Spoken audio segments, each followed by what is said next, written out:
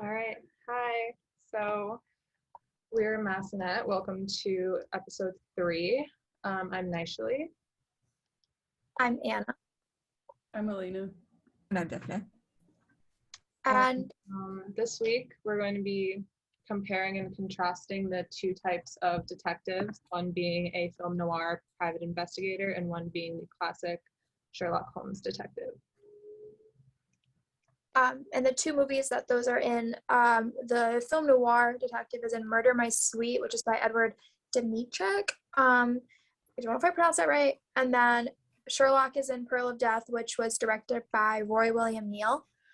And so I think the main difference for me was that the source of like comedy was very different between the two. Like the film noir detective, whose name, and I don't want to get the name wrong because that'd be very bad, Philip Marlowe. Um, that he's like very like sarcastic and like innuendo and like kind of like flirty with all these women. And then you have Sherlock, who Sherlock isn't funny, but the comedy within Pearl of Death is very like cheap in my opinion. It's just very like, Watson mumbling to himself or like, slip ups or like, funny sound effects. Yeah, I thought that definitely the Sherlock film was a lot lighter, just like not only in like visuals, but just like in nature than the film noir detective You've film. got a lot of the comedy comes from, like you've got Sherlock, this very like capable, like straight man type of character. And then he's surrounded by, like these incompetent like policemen, like Lestrade from Scotland Yard. He's got like Watson who's sort of trying to, I remember like one very good example of like comedy from Pearl of Death was when like the suspect walks into like Holmes's apartment and only Watson is there, and Watson is interviewing him and basically like trying to do Sherlock's deduction type of thing on the suspect, and every single point he raises he's sort of like, oh, like like, yeah, I've noticed, like you've got like this thing with you, does this mean like imply this? And the suspect is actually like, oh, actually no, not really, but good try. And then like cherry on top, immediately after we learn that the book the suspect has brought as a gift has a knife rigged in it if it went off would have just speared Sherlock right through the face. I know, and this comedy for that is just like because they made it a funny moment by having Sherlock be like, and just like goes to the ceiling and has a funny sound effect. But then I got to thinking that would change the tone of the movie a lot if it actually hit him in the face, because we'd go from pretty lighthearted Sherlockness to, oh my god, someone got speared in the face with a knife. Yeah, I think that whole like knife in the book thing is like very like I said, like very like a lot lighter and a lot more kind of, I think it's supposed to be seen as like a joke, kind of campy. But then like the dangers that arise in like Murder My Sweet are very like nitty gritty and real, and like this is like underground crime and crime bosses and jewel theft, where like with Sherlock it's like everyone wants this pearl and there's a knife in a box, and like these busts of Napoleon are being like smashed. I think that like the dangers and like stuff like that in those movies is also like a really big contrasting point. I feel Well, Sherlock like did have, oh, I'm so sorry, Elena. I feel like also I mean, I think going into it, I assumed that that's how it would be, just because film noir is so kind of overly dramatic in some ways. And when I was thinking of comparing the detectives in terms of comparing kind of these two types of films, one thing I noticed was that I felt way more connected and kind of on the side of Sherlock Holmes than the other detective because it was more lighthearted. I was kind of on his side, whereas usually in film noir movies I like don't like the detective, or I'm like, I hope the criminal kind of gets away with it. And I think that has to do with that like comedy and like lightheartedness of the detective. I think with Sherlock, you definitely feel like you're sort of like along for a ride a little bit more. Totally. In noir, you're along for the ride, but you know the car's gonna crash. Yeah.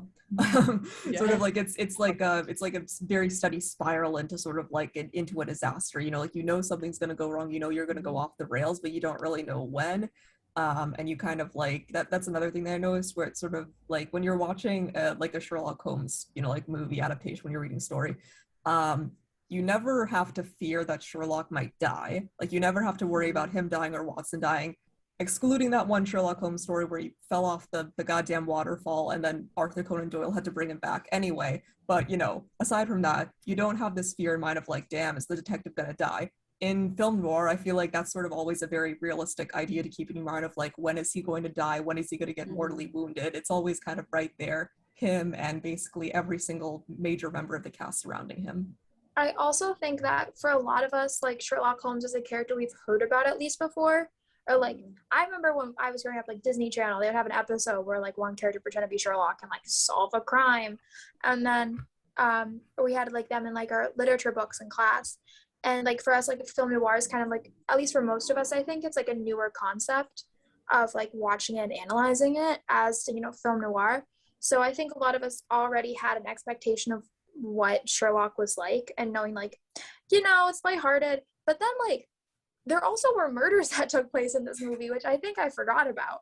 Because then you have like this whole like other like side story, at least for me, which is like there's a guy breaking people's backs and breaking stuff around them, like, and I don't know, my little true crime sense was kicked in, and I was very excited about that.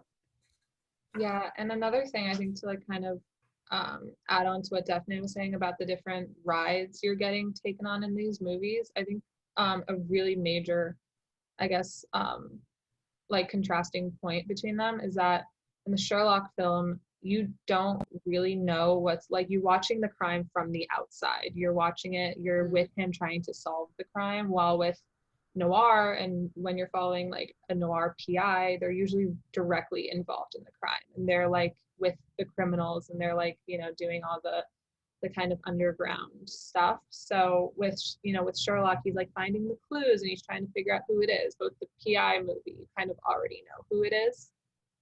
Yeah, that's also definitely one of the other reasons that like as a viewer you're on the side of like Sherlock Holmes, because you're going through it with him, and it kind of introduces the film with him and his like not backstory, but his like day before he knows about the crime and stuff. So yeah, and you also like when we got introduced to film noir by Professor Amanda and the first class, we kind of learned that a lot of films today have happy endings, and film noir rarely ever has that. And Sherlock Holmes, you expect like a happy ending in the sense that like Sherlock saves the day. And so that's another big difference just in the general storytelling of the film noir movie you watch, Murder My Sweet, and of Sherlock Holmes, which isn't really film noir because it's listed under mystery and suspense when I Googled it. I think another thing I noticed with the difference between the two detectives was kind of the intentions each detective went into each crime with. So in like Murder My Sweet, what was his name? Marlowe. He is kind of like, his intention is to use like intimidation and like sensuality kind of as a way of getting through everything. Whereas Sherlock, to me at least, and I feel like that's the idea everyone else has, is like he's very intelligent and like he figures out the crimes in that way. I think that's why in Murder My Sweet kind of it goes worse earlier in a way, is because he like gets tangled in with everything. Well, we do see both of them mess up pretty early on in their films, because Sherlock has the whole thing, because like the bad guy's like outside cleaning the door and he hears them talking about the wires, and Sherlock had undone the wires to like prove his point. So that is a connection, is that they both mess up pretty early on and they have to then go and fix their mistake. The only difference is how they go about it. One guy just gets wrapped up in more like darkness, and one guy's like, I'm just gonna go be a detective and fix this. Exactly. I think the way that they operate is like very different, because Sherlock, he's kind of like a savant in a way that he like sees it happen. Like he knows everything, he predicts everything. But then Marlowe, he's very blind to everything. He's very blind to, the femme fatale who seduced him. Like, he has a blindfold on in the first scene that we see him in. So Yeah. he doesn't know what's going to happen next. Whereas Sherlock, you have that kind of security in him that he's going to figure it out. And then Marlowe, he's literally blind. I think you could also say that Sherlock Holmes definitely is sort of, I would say, like, I guess like having fun with it would be too strong of a word, but you can definitely see that he's the type of person who like very much enjoys getting into, like the intricacies of a crime and like the intricacies of a mystery and figuring it out. It's sort of like it is a bit of a pleasure to him. It seems like primarily he does it out of interest. Marlowe was not having fun. no noir PI I've seen like it is sort of like, you watch this movie and you're like, yeah, this guy likes his job. He likes what he's doing. Yeah. And I think like another thing that I was thinking of in relation to that is that with a noir PI like Marlowe, they are explicitly doing this as a business. This is their job and it's how they make their money. And there's no question when you see someone like a client come to them with, with a job, there's no question that they're getting money for it. This guy is getting paid for a job, even if the job inevitably, over the course of the film goes wrong in every possible way. They're still doing this for a check. With Sherlock Holmes, it's a bit more ambiguous. You sort of like, he seems more like an independent consultant than anything else. He sort of like, he steps in mostly of his own volition. The police may come to him sort of like unwillingly because they can't figure it out themselves, but there's not as strong of an implication that like Sherlock is getting paid for this. He's just kind of doing it because that's what he does. Yeah, no, definitely. I also noticed that a big thing between them is that Sherlock is very much like the hot shot. Like everyone knows he's gonna solve it, whereas the PI is like, he's a former cop. He kind of already fell from grace. He's kind of doing this for money. Like, whereas Sherlock is like, he's this hyper intelligent guy who everyone has faith in. Like Watson like looks up to him so like devoutly. Like he's the best detective to exist. Whereas like the PI is really not in the same, place of that Sherlock is in his career. Yeah, and definitely Watson is also there to prove that like there's this person that like looks up to him and raises him, and like even if we don't feel that way, it like makes us feel that way automatically. Also because he may seem like less smart and like he asks the questions and stuff, so like he's kind of just there to be like, oh yeah, he is smart. He's sort of like the everyman. Yeah, exactly. Yeah. A specific scene, actually, I did notice like some little similarities between these movies, and in Sherlock, the very last scene, immediately I was like, whoa, this is kind of like what the movies we've been watching, because the whole movie was kind of like light, like it was lit very well, and then the last scene, when you start to get into that struggle between, light and dark, good and bad, it gets very darkly lit. There's the German expressionism, cinematography tactics used, where like the light is projected on the wall. It's very harsh. There's a lot of lines and violence. I'm rambling a little bit, but in the noir movie, that's a whole film. But then in Sherlock, once he gets into that little bit of kind of moral depravity where he has to kill somebody, this is when you start to see those like cinematography start to shine through in that last scene. I actually have it here. We can maybe take a look at it really quickly. Yeah.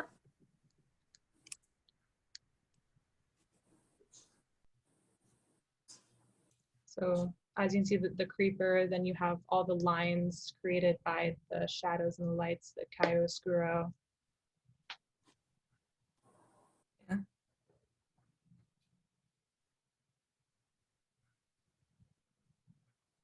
And then Sherlock is then, this detective from a place of, from grace. He's, very intelligent, very successful. He's forced to do something morally depraved, such as what the noir PIs are doing the entire film. Yeah. Where It's sort of like there's an expectation that the noir PI will get his hands dirty, and now you're sort of like, you're putting this classical detective in that spot of like, of like, oh shit, is he gonna get his hands dirty? Exactly. So that's something that I noticed while watching the Sherlock movie. Like It's like a parallel between them. It's like a little moment of noir within Yeah, I was just gonna say that. Yeah, exactly. So Totally. And it's so cool that you can like see that through just like the lighting or the setting, that it's like, I feel like while watching the Sherlock Holmes film, I was like, oh yeah, this is very clearly not noir, mainly because of the detective. But it was kind of like mentioning noir at the end, and we were kind of seeing what detectives in noir are actually like through Well, that. And since these films came out in the same year, they both came out in 1944, so it is like pretty realistic to assume that maybe the director of Pearl of Death sort of like saw noir filming techniques, noir cinematography, and wanted to implement that in the final suspense scene. I was just gonna say that. I thought I was gonna be really smart for saying that, but it's okay. Sorry. It's all right. I'll let you have that one.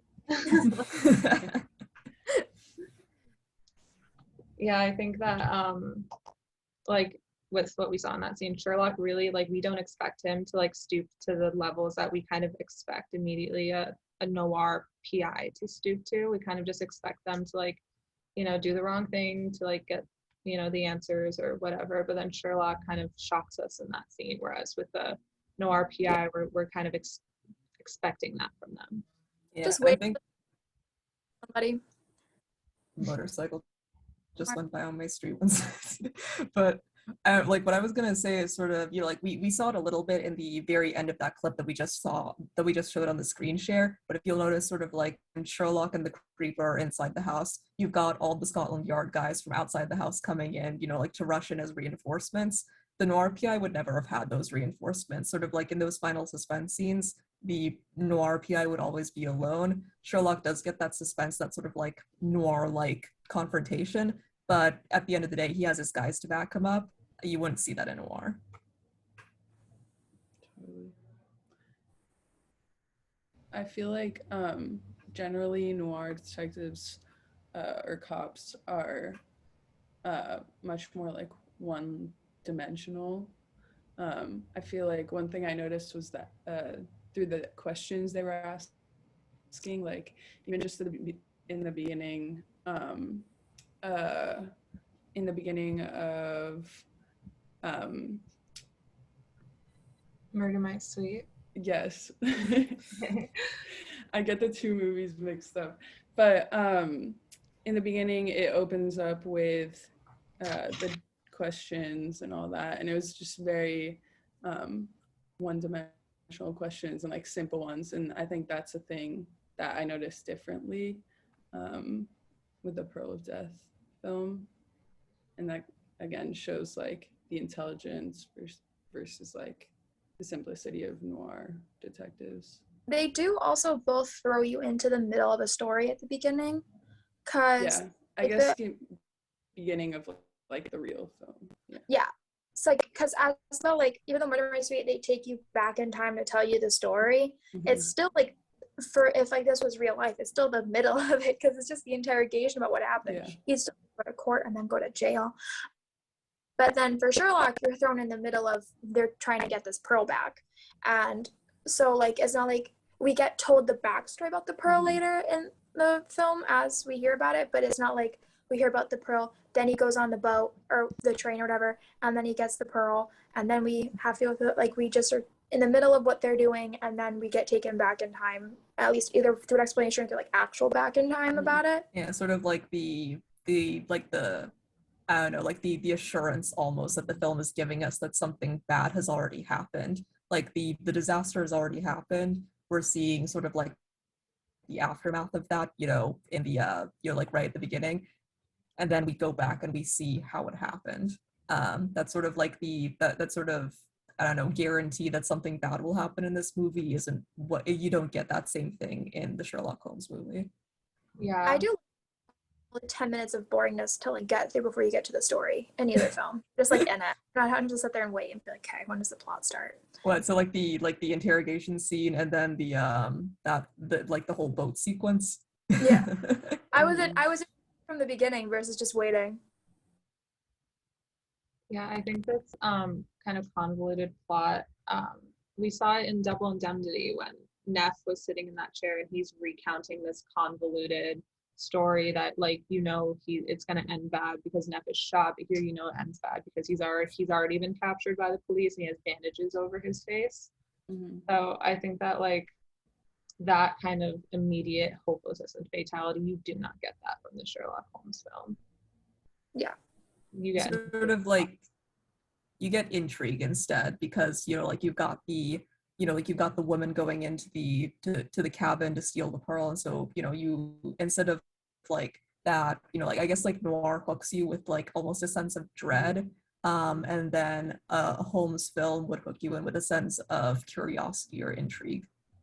Yeah, that's a really good point. Totally.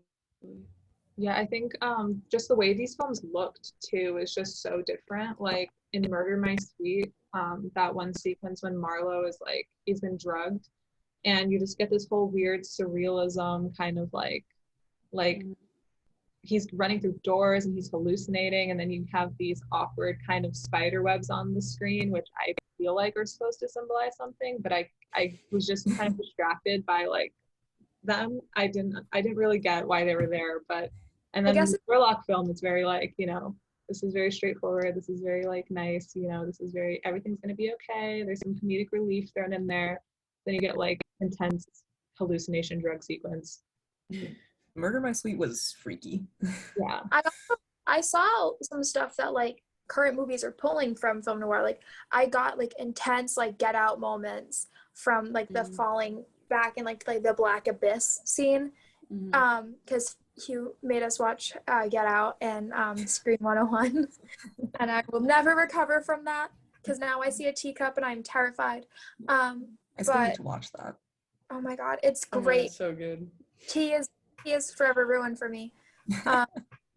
But yeah, like I was like, I wonder if the director of Get Out was inspired by the director of Murder My Sweet in this scene, or if it was just a coinky dink. Who knows? Nothing in film is a coincidence. Fair point. I just like the word coinky dink. Yeah. I think that another thing, kind of, I guess not between the detectives themselves with the crimes they were dealing with, is that in the Sherlock film, you didn't really see the violence, you didn't really see the crime, but then in like a noir film, you would like see like them getting shot or them conversing about like their criminal plans. I think in like one scene, like they immediately like threw someone into a table, where in like the Sherlock like movie, they walk into the aftermath of like the dead body with like all the plates broken on it. Like you get that two different like perspectives of that crime. Yeah, and even like the body wasn't gore. Yeah. Just laying there. Surrounded by China, Yeah. And like it's because I think in a Sherlock film or in these classic like the whole like the genre that basically like Sherlock is almost the figurehead of these like classical detective films.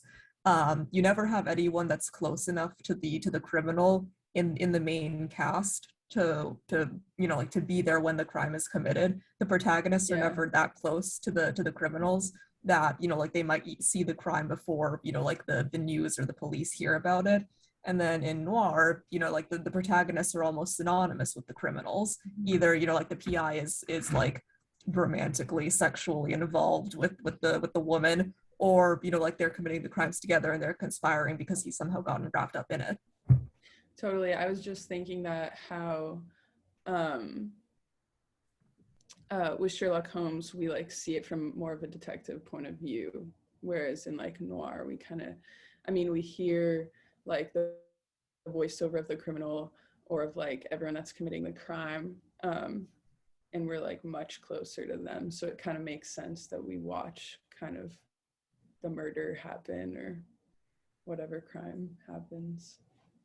Yeah, I think Daphne just mentioned something about the women in these films, and I think that the way they interact with the kind of the female antagonist, the femme fatale, and then you have God forgive me, what's her name? Naomi Drake and great name. Yeah, you have the way they interact. Like I am immediately, the PI is like he starts flirting, he starts being very like, dropping innuendos, and then with Sherlock, he's like, no business. This woman's going to jail, she's a criminal. Like, what was it we were talking about in class where, like Sherlock Holmes does not have sex. No, Sherlock Holmes does not have sex. He's a virgin who That solves. man die a virgin, and if he doesn't, I will be shocked. Yeah, it's sort of like it's like a very direct contrast to the noir PI who like always if there's a woman in a film he's gonna get involved with one of them and there's gonna be like some implied off screen like sex scene. So you've got the PI who's always like sensually sexually tempted and involved with like either a female criminal or a female who was involved in the crime, and then you've got Sherlock who, I don't know, like the woman is a lamp to him. He doesn't care. And that's like a big theme in noir too, with like the femme fatales, and they're like sexually promiscuous and they're powerful, and like the men are like I think Moose, what's his last name? There's so many names in this movie. Moose Malloy. Moose Malloy. He like didn't want to believe that like she could change into something like that she did from the Velma that he knew oh my god, Helen to be. I have the cast written down right here. There's so many names. But then like in the Sherlock film, you kind of don't get that same theme of like, the women being manipulative and then like the men kind of being afraid of like what they've become, I guess. Mm-hmm. I think Moose also symbolizes those men coming back from war. And then because he just got out of prison and then he sees that the woman that he loved is like changed. But you kind of don't get that same depth of character in Naomi Drake that you get in Helen Grail is her name.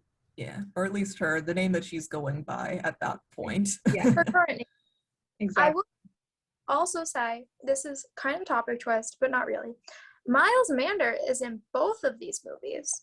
Oh. And both of them have the name Giles, but one is the last name and one is the first name. And that's wild because they were also from the same year. Yeah, wacky. And right, and also both characters are different but also kind of also wacky, because like you have like the old guy who's just like confused and he's like, I love my wife and I'm sad she only loves me for my money. And then you have like the wacky criminal who like puts a knife in a book and he's like, haha. That one line that he said about his wife is sort of like, I have two things that I love in this life, my wife and my jade. And then he looks over at his daughter and he's like, oh, and my daughter, sorry. I'd be like, okay, Dad. Guess who's going to the retirement home? I don't know if you've seen the TikTok trend, but that I would do that. So Zoom is going to cut us off because it has a 40-minute meeting limit, but I think that we covered a lot of good ground here. Actually, I know that Anna had... Okay, we're back. Technical difficulties. Anna, take it away. Okay, so Rondo Hatton, who played the Creeper, this is gonna tickle my little wrestling heart because he has the same condition, had RIP, the same condition as Andre the Giant and the Big Show, which is like when like you just keep growing. And actually the reason why his voice is that weird is because he used to be a wrestler and people think that he got hit in the Adam's apple wrestling and his voice like deepened and got weird. But I just think all the connections to wrestling are fabulous. R.I.P. Rondo. And that's the end.